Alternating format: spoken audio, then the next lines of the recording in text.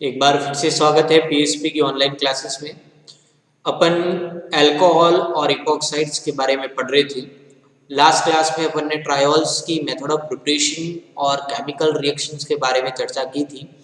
आज की क्लास में अपन अल्कोहल यहाँ पूरा हो रहा है। अब अपन नेक्स्ट जो है वो इपॉक्साइड के बारे में चर्चा करेंगे। तो चलिए शुरुआत करते हैं इपॉक्साइड की। इपॉक्साइड क्या कहलाते हैं, इपॉक्साइड की मेथड ऑफ प्रिपरेशन क्या है और उसमें केमिकल रिएक्शन क्या है, और इपॉक्साइड रिंग ओपनिंग क्या कहलाता है, किस तरह से इपॉक्साइड रिंग ओपनिंग होती है उसके बारे में चर्चा करते हैं। तो चलिए शुरुआत करते हैं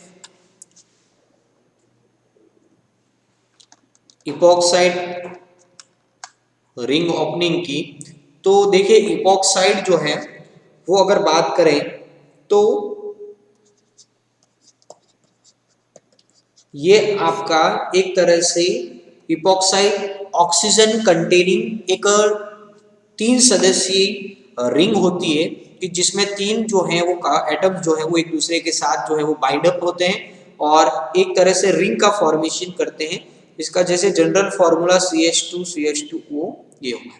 इसको इपॉक्साइड को ही दूसरा जो नाम दे रखा है वो दे रखा है आपका, एक तरह से कह सकते हैं इसको एथिलीन ऑक्साइड या आपके एथॉक्सी एथीन भी कहा जाता है। तो इसको इथिलीन ऑक्साइड भी कहते हैं और इसका एक और नाम है एपॉक्सी एथीन।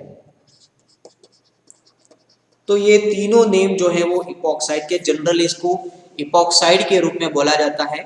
इसको इथिलीन ऑक्साइड भी कहा जाता है और इपॉक्साइड भी है। ये देखिए अगर स्ट्रक्चर में आप देख रहे हैं तो CH2O और CH2 ये 3 ऑक्सीजन के साथ बाइंड होने वाली 3 सदस्यीय जो है वो रिंग है। तो ये आपके क्या कहलाता है, इपॉक्साइड कहलाता है। ये एक साइक्लिक ईथर है।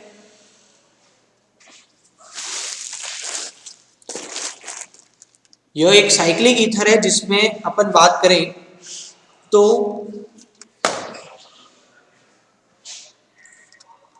इस साइक्लिक ईथर में अपन बात करते हैं तो एक तरह से सरल यौगिक जो है वो है इपॉक्साइड एथिलीन ऑक्साइड है। ये जिसमें देखिए ईथर है, इसलिए क्यों है तो अपन ईथर को किस तरह से लिखते हैं, ROR लिखा जाता है। तो यहाँ पे ये एक तरह से साइक्लिक बना रहे इसलिए अपन इसको साइक्लिक ईथर जो है वो कहते हैं। ठीक है, तो चलिए अब इसके बारे में बात करें। और तो ये एक आपके एसिटाल्डिहाइड जो है उसका क्या है, आइसोमर है। ठीक है, एसिटाल्डिहाइड का आइसोमर से तो इसके साथ समावयता जो है वो दर्शाता है।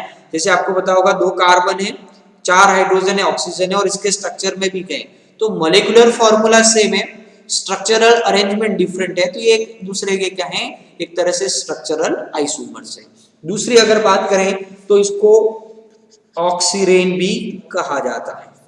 ठीक है, तो ये कह सकते हैं कि इपॉक्साइड को ऑक्सीरेन भी जो है वो कहा जाता है। इसको इपॉक्सी एथेन भी कहते हैं। तो ये उसके कुछ जो है वो नेम है और IUPAC नेम जो है वो इपॉक्सी एथेन जो है वो बोला जाता है। तो चलिए अब आगे बात करते हैं अपन इसमें मेथड ऑफ प्रिपरेशन। तो मेथड ऑफ प्रिपरेशन की अगर अपन बात करें तो एक तरह से अपन बात करते हैं मेथड ऑफ प्रिपरेशन में।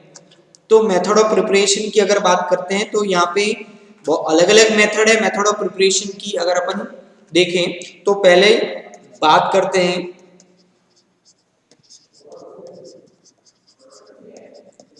मेथड ऑफ प्रिपरेशन में, एक तरह से आपकी जो है वो मेथड ऑफ प्रिपरेशन की बात करते हैं तो पहली जो मेथड है कि कार्बन कार्बन डबल बॉन्ड जो है पर ऑक्सीडेशन से इपॉक्साइड रिंग का फॉर्मेशन है। तो यहाँ पे पर ऑक्सी मतलब ऐसा कोई पर एसिड जो है विथ फ्रॉम अपन कह सकते हैं फ्रॉम पर एसिड्स। ठीक है, पर एसिड्स के रिएक्शन क्या है, या कह सकते हैं फ्रॉम एल्कीन्स। एल्कीन्स की रिएक्शन जो हैं वो किसके साथ कराते हैं, पर एसिड के साथ कराते हैं। तो आपके जो है वो क्या फॉर्म होता है, एक तरह से कह सकते हैं कि इपॉक्साइड जो है वो फॉर्म होता है। तो पहली हो गई फ्रॉम एल्कीन्स। ठीक है, तो यहाँ पे कार्बन कार्बन डबल बॉन्ड है, उसकी रिएक्शन जो है वो अपन किसके साथ करवाते हैं आपके, एक तरह से अगर बात करें तो पर एसिड है। पर एसिड का मतलब है जिसके पास एक ऑक्सीजन ज्यादा है। ठीक है, तो ये आपका किसका फॉर्मेशन करता है, इपॉक्साइड रिंग का फॉर्मेशन जो है वो करते हैं। तो यहाँ पे ये इपॉक्साइड रिंग बनी और आपके बाय प्रोडक्ट के रूप में बेंजोइक एसिड जो है वो निकल जाए। तो ये पर बेंजोइक है, ठीक है, पर एसिड है बेंजोइक एसिड का, तो यहाँ पे ये जो है वो आपके फॉर्म होता है। तो पहली मेथड ऑफ प्रिपरेशन जहाँ हो गई। अब देखिए यहाँ पे ये जो एरो दे रखे हैं, यहाँ पे आपके हाइड्रोजन हो सकता है तो सिंपल एथिलीन ऑक्साइड हो जाएगा, यहाँ पे CH3 या कोई फंक्शनल ग्रुप भी लग सकता है, इसलिए अपन ने इस बॉन्डिंग को जो है वो क्या छोड़ा है, वैकेंट छोड़ा है। तो यहाँ रिंग फॉर्मेशन जो है साइक्लिक कंपाउंड जो है वो फॉर्म होता है। ठीक है, नेक्स्ट जो बात करते हैं अपन, अगर नेक्स्ट बात करें अपन तो एक तरह से एल्कीन जो है इथिलीन की रिएक्शन जो है वो अगर Ag की प्रेजेंस में जो है वो एयर के साथ कराते हैं 250 डिग्री सेंटीग्रेड से 300 डिग्री सेंटीग्रेड टेम्परेचर पे, तो भी हमें एज अ प्रोडक्ट जो है वो क्या प्राप्त होता है, एक तरह से इपॉक्साइड रिंग जो है वो फॉर्म होती है। ठीक है, तो ये इसकी मेथड ऑफ प्रिपरेशन। उसके में ये एक तरह से Ag के साथ है मेटल मॉइस्ट के साथ रिएक्शन हो गई। नेक्स्ट अगर अपन इसी में बात करें तो नेक्स्ट जो मेथड ऑफ प्रिपरेशन है वो अपन बात करते हैं, तो इसमें जो है वो आपके CH2Cl और OH, ये आपके एथिलीन क्लोरोहाइड्रीन जो है उसके साथ अगर अपन कास्टिक सोडा KOH कंसंट्रेट, ठीक है, कंसंट्रेट KOH के साथ रिएक्ट कराते हैं तो भी हमें जो है वो एक तरह से इपॉक्साइड जो है वो फॉर्म होता है, और आपके बाय प्रोडक्ट के रूप में जो है वो क्या बनता है, एक तरह से KCl सॉल्ट निकल जाएगा और वाटर मॉलिक्यूल जो है वो बाहर निकलता है।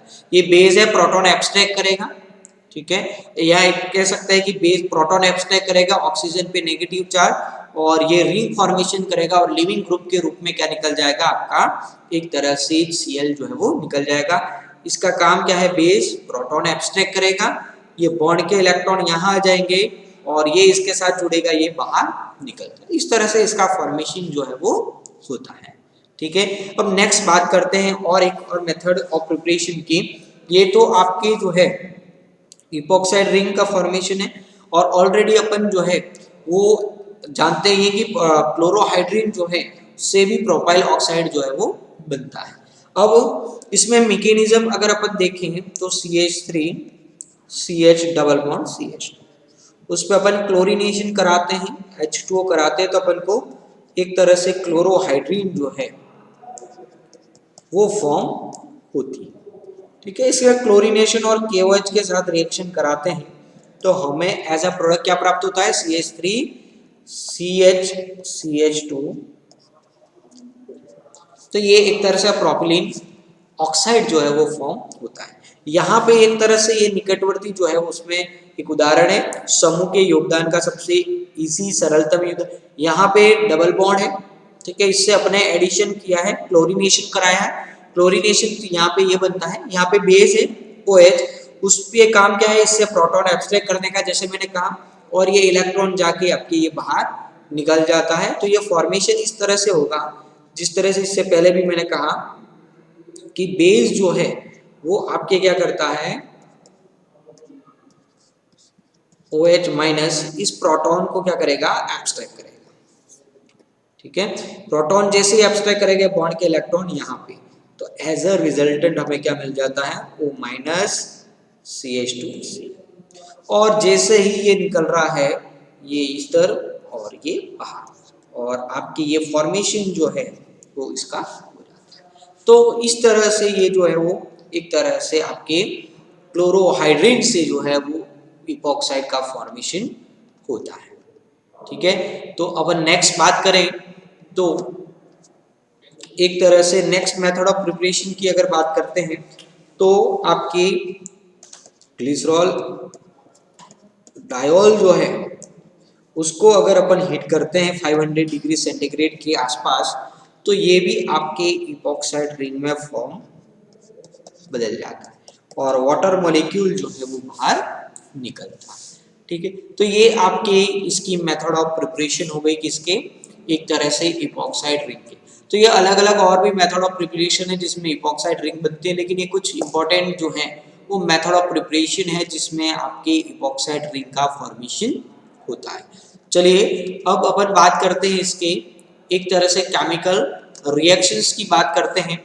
तो केमिकल रिएक्शंस में बात करें तो आपके इपॉक्साइड रिंग है, और इपॉक्साइड रिंग जो है उसमें अगर बात करते हैं तो ये रिंग फॉर्मेशन हो रहा है, तो रिंग ओपनिंग भी होता है, और आपके रिंग जो है किस तरह से बॉन्ड ब्रेक होगा यहाँ पे उसकी चर्चा करेंगे। तो केमिकल रिएक्शन में ये दोनों बॉन्ड है, तो सिमेट्रिकल अगर इपॉक्साइड है तब क्या होगा, अनसिमेट्रिकल है तब क्या होगा, रिंग ओपनिंग होगी तो किस तरह से होगी उसकी चर्चा करते हैं। तो चलिए शुरुआत करते हैं केमिकल रिएक्शंस की।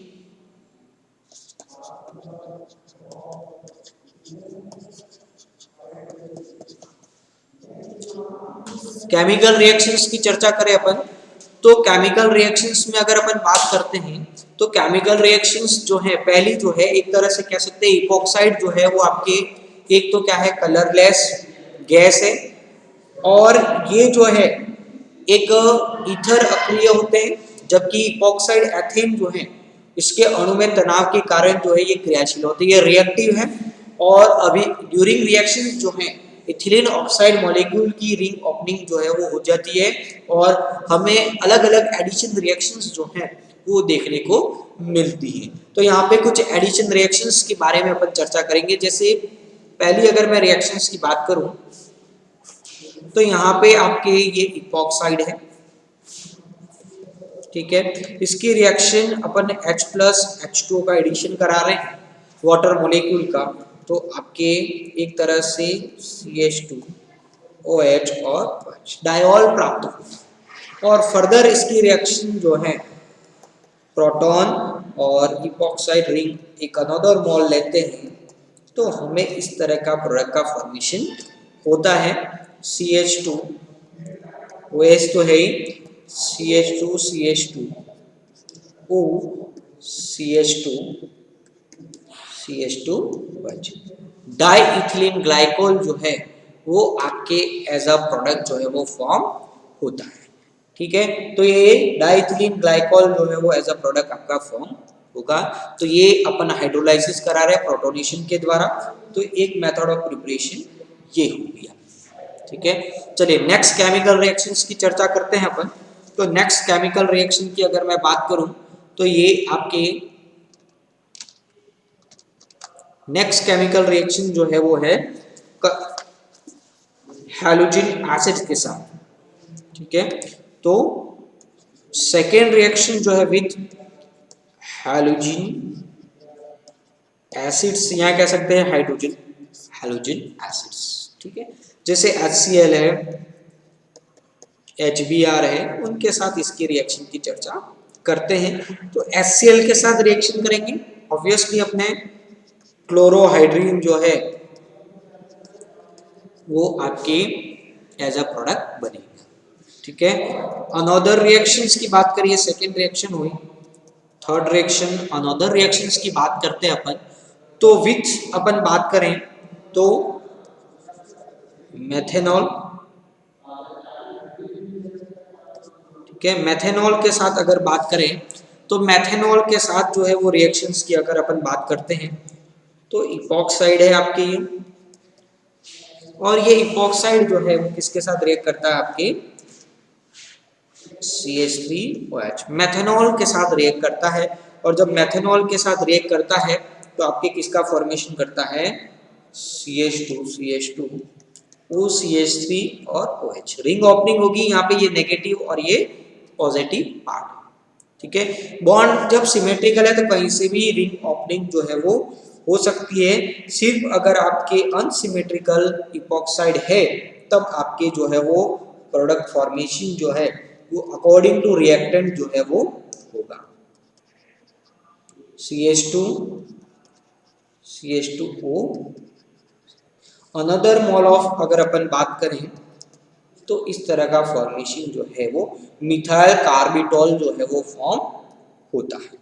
ठीक है, तो ये दो आपकी chemical reaction. Another chemical reactions की बात करें तो विथ NH3 अमोनिया के साथ रिएक्शन की बात करें तो अमोनिया के साथ अगर रिएक्शंस की बात करें तो CH2 ये इपॉक्साइड रिंग हो गई आपकी, और इपॉक्साइड रिंग की बात करते हैं अमोनिया के साथ तो NH3 के साथ जब रिएक्ट करता है तो ये आपके एक तरह से इलेक्ट्रोफाइल न्यूक्लियोफाइल ही है, तो CH2 और NH2 इस तरह का फॉर्मेशन होता है। कंसंट्रेट H2SO4 के साथ अगर रिएक्शन की बात करें इसकी तो कंसंट्रेट H2SO4 जो है उसके साथ भी अगर इसकी रिएक्शन की बात करें तो आपके एक तरह से H2SO4 के साथ जब रिएक्शन करेगा प्रोटॉन देगा H2SO4, ठीक है, तो आपकी साइक्लिक कंपाउंड फॉर्मेशन होता है। ये कितने मॉल यूज होंगे, 2 मॉल्स, और डाइऑक्सीन जो है 1,4 डाइऑक्सेन का फॉर्मेशन होता है। ये ध्यान रखना है आपका, ठीक है। H2SO4 के साथ रिएक्शन करके डाइऑक्सेन एज अ प्रोडक्ट फॉर्म होती है, ठीक है। तो ये केमिकल रिएक्शन हुई। अब और कुछ केमिकल रिएक्शंस जो हैं उसके बारे में भी अपन चर्चा करेंगे, जिसमें अगर अपन बात करें तो इपॉक्साइड की grignard reagents, lithium aluminium hydrides, triphenyl phosphine base, उन सब के साथ रिएक्शन है। तो फटाफट अपन देख लेते हैं कि इपॉक्साइड रिंग के साथ जो है वो एक तरह से बात करें तो विथ RMgX ग्रिनार्ड रिएजेंट, ठीक है। तो यहाँ पे आपके CH3MgBr, ये अपना RMgX दिया तो CH3 CH2 OMgBr जो है वो आपके बने। इसका हाइड्रोलाइसिस कराएंगे, ठीक है। हाइड्रोलाइसिस कराते ही आपको क्या मिल जाएगा, अल्कोहल जो है प्रोपेनॉल बनेगा और MgBrOH आपके बाहर निकल जाएगा, ठीक है। तो ये बाय प्रोडक्ट के रूप में आपका फॉर्म हो जाएगा। तो अल्कोहल जब भी गिरनार्ड रीजन के साथ करेंगे तो इपॉक्साइड जो है वो भी अल्कोहल फॉर्म करेंगे। तो ये आपकी कीटोन है, एल्डिहाइड है, वो भी आपके इस तरह से अल्कोहल फॉर्म करते हैं। चलिए नेक्स्ट बात करते हैं। तो नेक्स्ट है विथ लिथियम एल्यूमिनियम हाइड्राइड, और लिथियम एल्यूमिनियम हाइड्राइड के साथ रिएक्शन की बात करें तो CH2 यहाँ पे लिथियम एल्यूमिनियम हाइड्राइड सबको पता ही है कि लिथियम एल्यूमिनियम हाइड्राइड जो है वो आपके एक तरह से क्या है, रिड्यूसिंग एजेंट है, और ये भी आपके क्या बनाता है, अल्कोहल का फॉर्मेशन करता है, ठीक है। नेक्स्ट जो रिएक्शन है वो है विथ ट्राइफेनिल फॉस्फीन, ठीक है, उसके साथ भी रिएक्शन करके CH2O, ये आपकी इपॉक्साइड है, PH3P, और उसके साथ जब रिएक्ट करता है तो आपकी क्या बना लेता है, एल्कीन जो है वो एज अ प्रोडक्ट बनाता है, और BH3P इस तरह से बाहर निकलता है, ठीक है। उसके बाद जो है अपन नेक्स्ट बात करें तो विथ बेस के साथ रिएक्शन करता है। बेस कोई भी हो सकते हैं, यहाँ पे अपन जो बेस ले रहे हैं वो है C2H5ONA, सोडियम इथॉक्साइड ले रहे हैं, और सोडियम इथॉक्साइड के साथ रिएक्ट करके आपके 2-एथॉक्सी एथेनॉल जो है वो एज अ प्रोडक्ट फॉर्म करता है, ठीक है। तो यहाँ पे अल्कोहल फॉर्म हो रहा है। उसी तरह से अपन बात करें इसमें with acetic acid, acetic acid के साथ भी रिएक्ट करता है और आपकी किसके फॉर्मेशन करता है, एसिटिक एसिड के साथ रिएक्ट करता है CH3COOH, और आपके यहाँ पे ग्लाइकोल मोनोएसिटेट जो है उसका फॉर्मेशन जो है वो करता है। तो यहाँ पे ये जो है वो सोडियम एक तरह से ग्लाइकोल मोनोएसिटेट जो है वो फॉर्म होता है। ठीक है, एक और केमिकल रिएक्शन है विथ HCN के साथ रिएक्शंस की अगर अपन चर्चा करें तो HCN के साथ जो है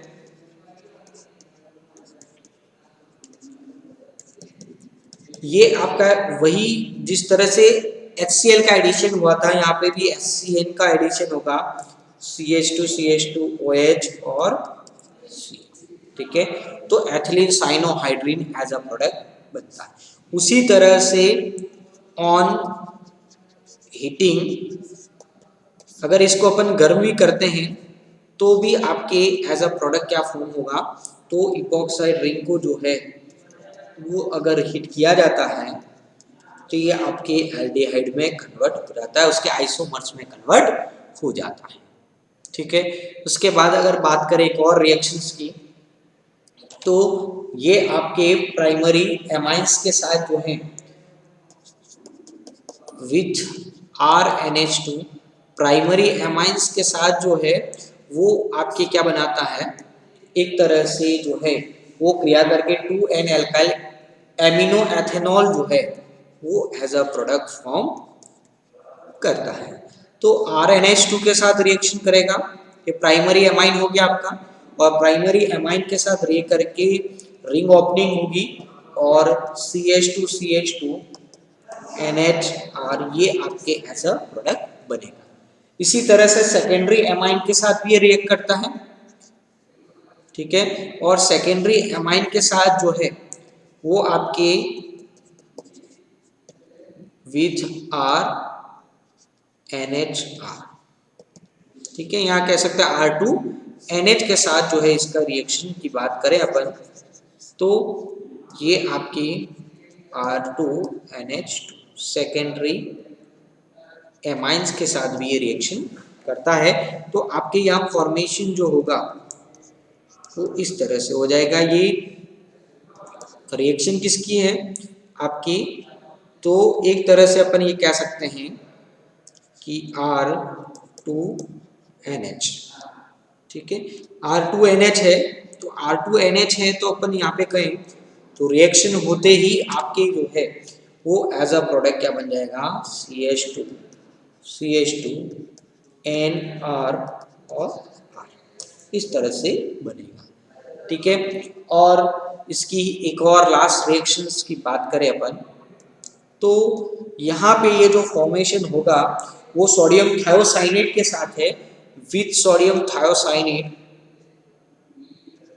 सोडियम थायोसाइनेट के साथ है।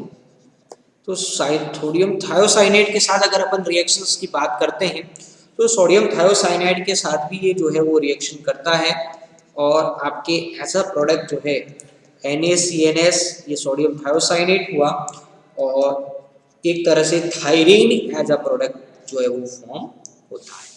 ठीक है, तो ये कुछ केमिकल रिएक्शंस थी आपके किसके, एक तरह से आपके ये केमिकल रिएक्शंस अपन कह सकते हैं कि आपके इपॉक्साइड रिंग थी। तो नेक्स्ट क्लास में ये जो केमिकल रिएक्शन देखी मैंने, कुछ में मैकेनिज्म भी बताया कि रिंग ओपनिंग किस तरह से होती है। अब अपन नेक्स्ट क्लास में जो देखेंगे कि इपॉक्साइड रिंग ओपनिंग जो है वो किस तरह से होती है, ये दो चीज़ों पे डिपेंड करती है, अपना केमिकल किस तरह का है, उसकी रिएक्शन कंडीशन किस तरह की है। जैसे एसिड कैटालाइज है और बेस कैटालाइज रिएक्शन है, तो दोनों पे डिपेंड करेगा कि एसिड कैटालाइज होगा तब मैकेनिज्म किस तरह से फॉरवर्ड होगी, और बेस कैटालाइज है तो मैकेनिज्म किस तरह से फॉरवर्ड होगी। SN1 सब्स्टिट्यूशन होगा या SN2 सब्स्टिट्यूशन होगा, रिएक्शन 1 स्टेप में होगी या रिएक्शन 2 स्टेप में होगी, तो मैकेनिज्म और उसकी रिएक्टिविटी और रिएजेंट पे जो अटैकिंग रिएजेंट है उसकी रिएक्टिविटी पे, उसकी प्रॉपर्टीज पे ये डिपेंड करेगा। तो अपन नेक्स्ट क्लास में जो देखेंगे कि किस तरह से आपके जो है वो एक तरह से इपॉक्साइड की रिंग ओपनिंग होती है, और अपन उसमें दो मैकेनिज्म देखेंगे, एसिड कैटालाइज मैकेनिज्म और बेस कैटालाइज मैकेनिज्म। तब तक के लिए धन्यवाद, थैंक यू।